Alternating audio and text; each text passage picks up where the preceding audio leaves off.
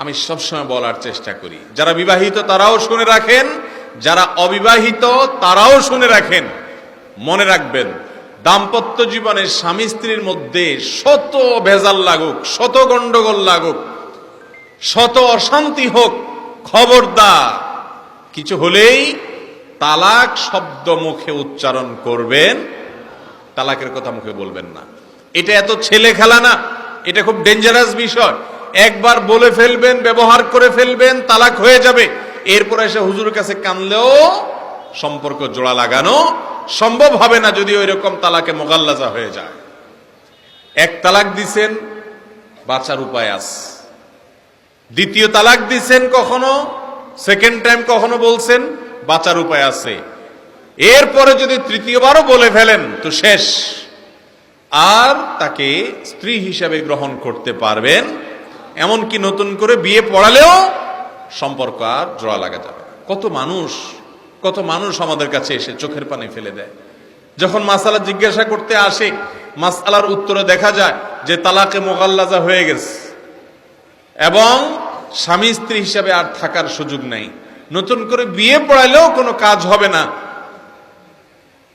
তো এই মাসআলা শোনার পর এক দুইটা বাচ্চাও আল্লাহ দিয়ে দিছে, সুন্দর সংসার, শয়তানে মাথা গরম করায়া তালাক দেওয়াই দিস।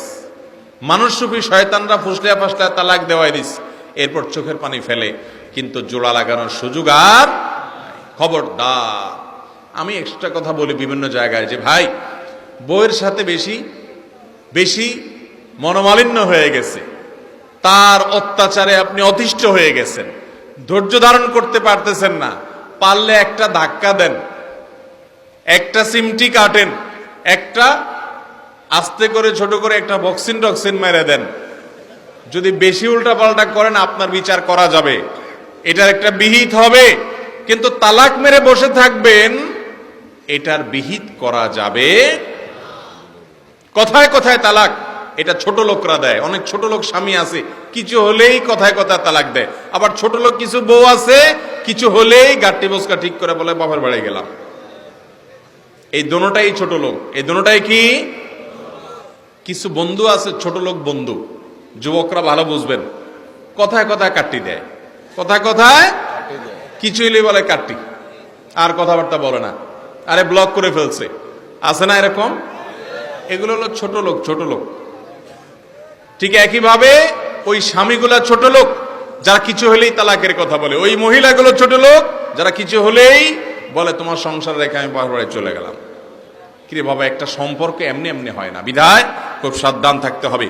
তৃতীয় তালাক যদি হয়ে যায়, তারপর ওই মহিলার অন্য কোথাও বিয়ে হলে সেই স্বামী তাকে কখনো তালাক দিলে, কিংবা সেই স্বামী মারা গেলে, তারপর ওই আগের স্বামী যিনি তিনটা তালাক দিয়ে ফেলেছিলেন, তিনি চাইলে আবার নতুন করে বিয়ে হতে পারে। কিন্তু এত দূর এত কেন কিন্তু পার হওয়ার পরে, সেটা আবার এই কন্ট্রাক্ট ম্যারেজের মাধ্যমে না, সেটা আবার এই তথাকথিত হিল্লা বিয়ের মাধ্যমে না। হিল্লা বিয়ে যে পড়ে, যে পড়ায়, যার জন্য করা হয়, এদের সকলের প্রতি লানত বর্ষণের বদদোয়া করেছেন নবী করিম সাল্লাল্লাহু আলাইহি ওয়াসাল্লাম। বিদায় অভিশপ্ত কাজ কোন মুসলমানের জন্য জায়েজ হতে পারে না।